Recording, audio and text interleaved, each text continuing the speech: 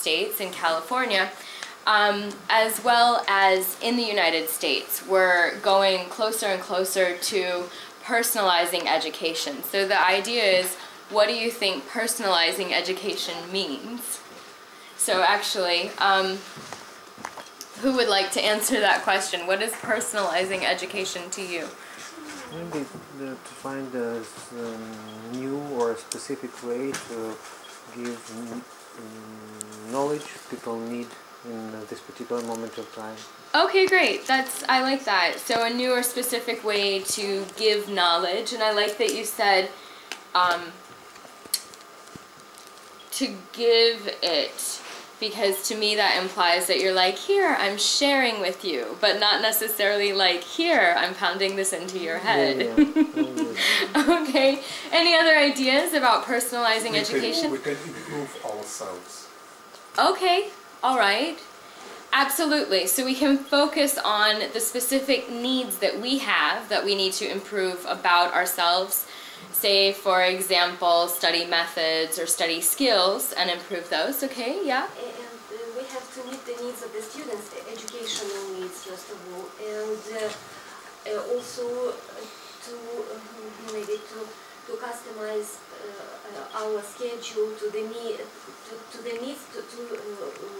what is suitable, what is good for our students. So use technology so that they can study when they can, what they need.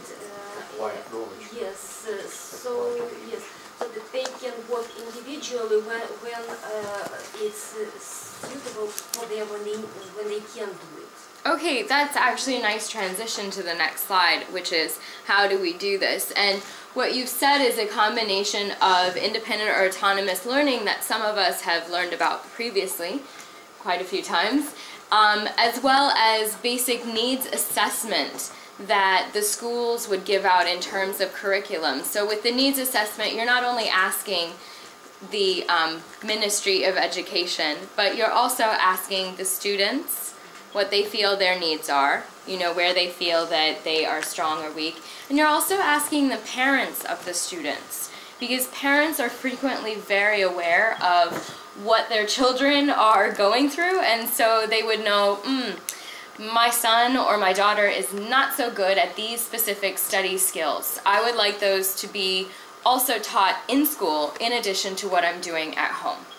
So in terms of actually creating education so that it fits all learners, the idea is that you have independent or autonomous learning, which we will talk about.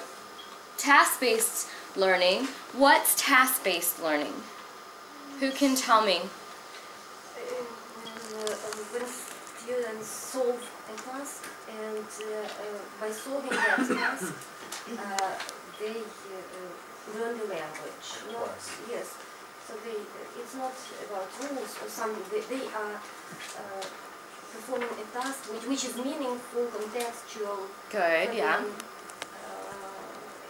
And by doing that, they learn grammar or words or vocabulary or anything. Listening, develop listening skills. Okay, so that's a great start. I like the description so far. What's the difference between a task and an activity?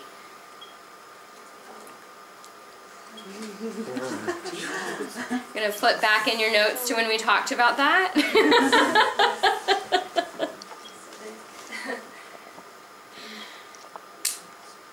I know my task, but I can use different activities. That is a very good guess. Activity is something we do to gain our task. And task, it's a name. You guys are so close, so close. Okay, so we have activity. An activity is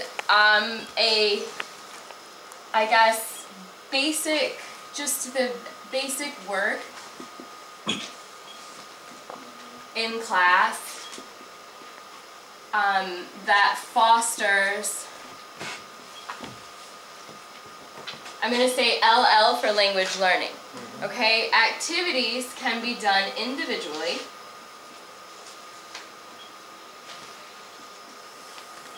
and occasionally as a pair or group. Okay, that's the short abbreviation for group. A task is actually quite different. For a task has to be completed within a group. So it's group-based, and it's written so that all members of the group must participate.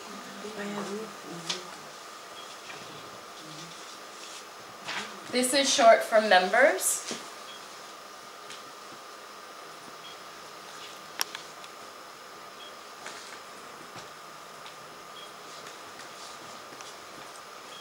Another really important distinction is that with a task, you have to have something that you're measuring at the end. So there has to be something tangible that the teacher can see, yes, they completed it, or no, that they didn't complete it. So you're giving them, I'm trying to think of the best way to put this. Basically, I'll just say you, at the end of given time, teacher, T for teacher, collects, can you see that? Measurement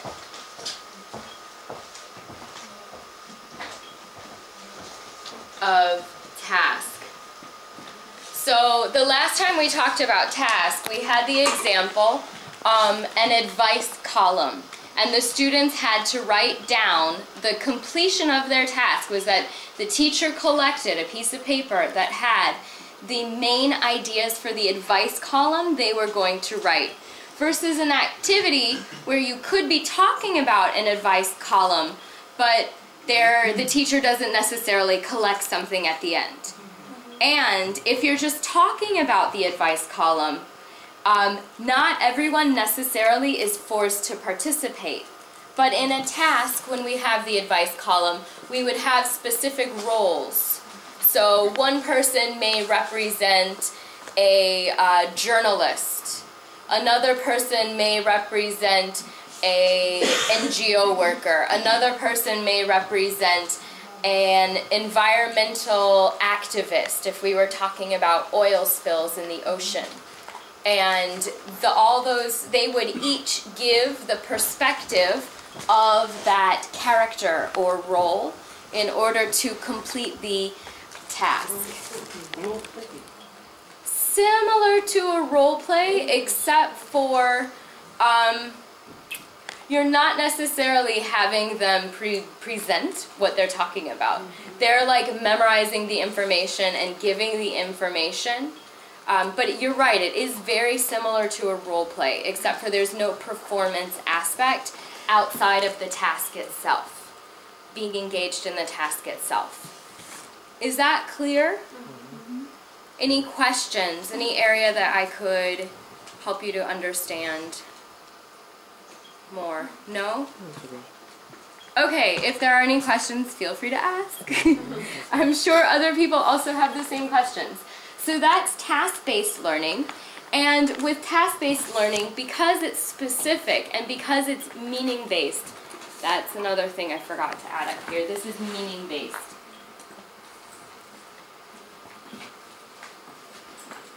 So meaning-based pretty much means that you're asking students to use specific forms of the language in order for them to practice it. And so it's all about the production. Okay, so that's why it's considered communicative. Right, so meaning-based. The reason why this is more student-centered and individual to the student's needs is because obviously you would choose tasks that are relevant to what they need in the classroom, as opposed to just giving them anything to do. Okay, project-based learning is something that's more long-term.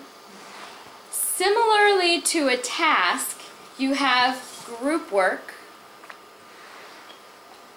not necessarily in all cases, but the projects that I've normally done with students have been group-centered projects, and ideally all members of the group must participate. You also, at the end of the given time, and possibly throughout the time period, you're collecting information from the group. So maybe you have stages. So the project has the first stage, the second stage, and then the final stage. Sort of like the concept of a portfolio, that everything builds on everything else, but not quite the same. It is also meaning-based. Okay, so these are the considerations. Again, we are looking at personalized education, right? So these are some of the ways that we can personalize education. We can choose projects that develop, again, specific skills or specific material that we need the students to be focused on. So say, for example, you had an element of health that had to be discussed in your curriculum, but the book that you're using didn't have that, but you still had to talk about it with students. So how could you do that? You could have a project within the curriculum that deals primarily with health, so you're supplementing what you have in the textbook and the limitations of the textbook with the project-based activities. Does that make sense? I guess I should say task. Project-based tasks. Okay, so what we're going to talk about is just the basics of curriculum design and the need of students for English and how that alters or has been altering our practices as teachers and students and educators. So basic curriculum design, again, this is about business English. So we have business English for EFL, ESL. We have a needs analysis, and I sort of described already the needs analysis, where you're looking at the current students, future students, as well as past students to kind of get an idea of what are they actually using in the business world. How can we reform our curriculum to actually capture what it is they need? Also looking at the business world in general in terms of the research coming out of institutions and schools in terms of the projected future of business. What is it going to look like in 2015, 2020, etc., etc.? It will be different than what we already know it to be. Can anyone name a difference they think that they're going to see in the business world? One thing that I see is downsizing of travel for businessmen and women around the world, because it's very expensive. And now that we have Skype, we have Google, the component that's similar to Skype, we have PresentMe, we have so many opportunities online to give product demonstrations and presentations and or communicate with Tokyo tonight, for example, or tomorrow morning, because they're actually ahead of us. You know, why would you actually send a physical person when you could do it for free or for severely reduced prices? So that's one thing that might be changing. And how does that impact the classroom? How does that impact what we have to change students for in the future, or not change, but what we have to teach students about in the future? So that's looking a little bit, I mean, this is a very brief needs analysis. What else might you add to that? Who else would you interview in order to capture how business is changing? So